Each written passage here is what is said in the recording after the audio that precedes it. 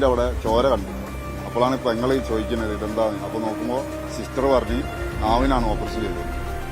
അപ്പം തന്നെ പോലെ അങ്ങോട്ട് തന്നെ കൊണ്ടുപോയി.